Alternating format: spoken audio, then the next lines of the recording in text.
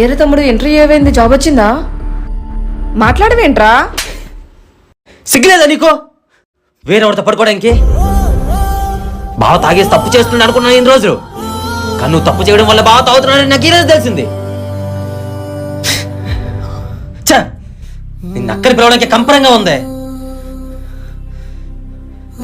పరువు కోసం ప్రాణాలు ఇచ్చే ఈ రోజుల్లో పిల్లం పసుపుతారు పక్కన పెట్టి పరాయి వాడితో పరాసులాడుతుందని తెలిస్తే ఏ మగాడైనా ఎలా తట్టుకోగలడే?